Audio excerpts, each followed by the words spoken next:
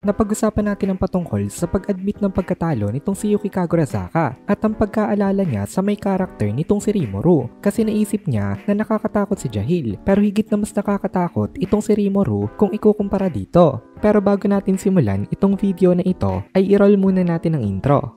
Hello everyone and welcome to my channel, ang inyong source ng Tagalog na Tansura Contents. Sa channel na ito ay pinag-uusapan natin ang mga nangyayari sa may Tansura universe. So without further ado, let's get into the video.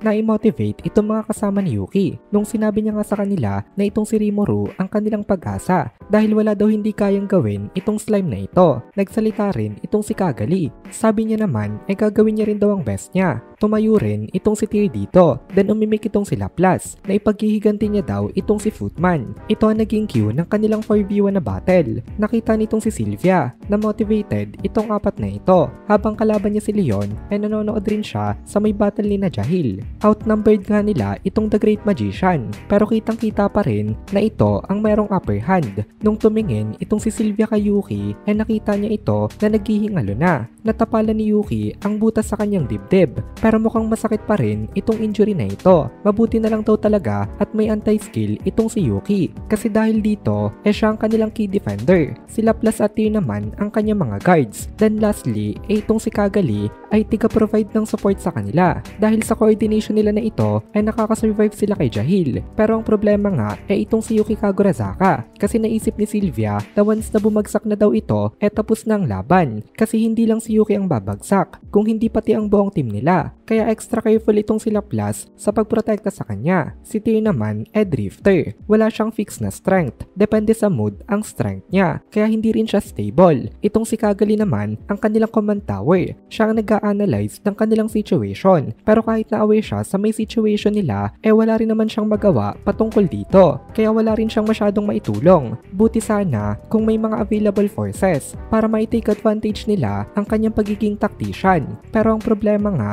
limited lang ang kanilang manpower. On top of that, injured pa itong isa sa mga ito. Napansin ni Kagali na dahan-dahan na nanghihina itong mga kasamahan niya at it's just gonna be a matter of time bago sila tuluyang matalo. Pero hindi nga pwede na magpatalo agad sila. Kailangan pa nilang patagalin itong laban na ito. Nagsalita itong si Yuki. Sabi ni Yuki napaka-bullshit daw ng strength nitong si Jahil kasi naipabypass na daw nila ang mga defensive barrier nito. Gawa nga ito ng anti-skill niya. Pero ang problema kahit na walang barrier ay napakataas pa rin ng durability nitong kanilang kalaban. Hindi siya makahanap ng spot kung saan makakapag-deal siya ng damage. Kaya kahit anong gawin nila hindi nila mapigilan na maging hopeless. Ang tanging pag-asa na lang talaga nila ang pagdating nitong sila Rimuru. Maging itong si Sylvia umaasa rin dito kasi maging siya hindi rin magawang manalo. Kahit na ahead pa siya sa may laban nila nitong si Leon Cromwell. Nagdadasal na lang siya na sana daw hindi talaga sumali itong Phantom King na si Feldway dahil ngayon nga halos balanced ang mga nangyayaring battles. Pero once na sumali itong Phantom King instantly silang matatalo. Pero naisip rin dito nitong si Sylvia na bakit nga ba talaga hindi sumasali itong si Feldway sa kanila. Ang dahilan lang ba talaga ang pag-underestimate sa kanila nito? O baka naman may mas malalim pang dahilan kung bakit. Ang dahilan pala kasi masyadong cautious itong Phantom King. Although alam niya na kaya niyang tapusin agad sila Sylvia hindi niya gustong i-reveal ang kahit na ano sa kanyang mga powers dahil nag-aalala siya na baka merong kalaban na nagtatago dito at naghihintay lang sa kanya na umatake sa kanila. Masyado pala itong sigurista. Para kay Feldway okay lang na itong sila Leon at Jahil ang kanilang forces na mga mapahamak if ever na meron niyang nagtatago na kalaban. Ang gusto niya iligtas ang kanyang sarili. Kaya medyo na-disgust sa kanya itong si Sylvia. Tapos biglang nagulat ito kasi nagsalita itong si Jahil. Sabi ni Jahil natatandaan niya na daw.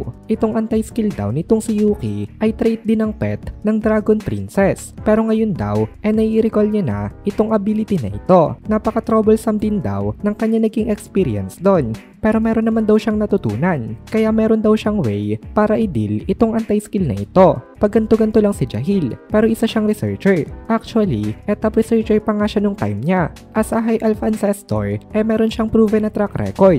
Meron siyang matalas na mga mata when it comes to research. Nung na-realize ito ni Jahil, iniba niya agad ang kanyang attack method without any hesitation, na para bang siguradong sigurado siya na kaya niya talaga itong ma-counter. Ginamit niya ngayon ang kanyang sariling body at binugbog niya itong si Yuki physically. From that point forward, completely one-sided na ang nangyayaring slaughter. Kahit na napakalakas rin itong body nitong si Yuki, hindi siya makapalag sa may nangyayaring laban kasi masyadong malayo ang strength difference nilang dalawa. At nung bumagsak na si Yuki, hindi nagtagal ay bumagsak na rin itong sila Tear at Laplas. Kaya si Kagali na lang ang natirang nakatayo. Sumigaw itong si Kagali at nag-activate siya ng isang spell pero naiblock lang ito ng barrier nitong The Great Magician. Tapos sumugod itong si Jahil kay Kagali at sinikmuraan niya ito. Kaya as a result wala nang natira na nakatayo sa kanila. Then tumawa itong si Jahil sa naging resulta at tinanong niya sila kung naiintindihan na daw ba nila ang strength difference. Simula pa lang daw wala nang chance itong mga nandito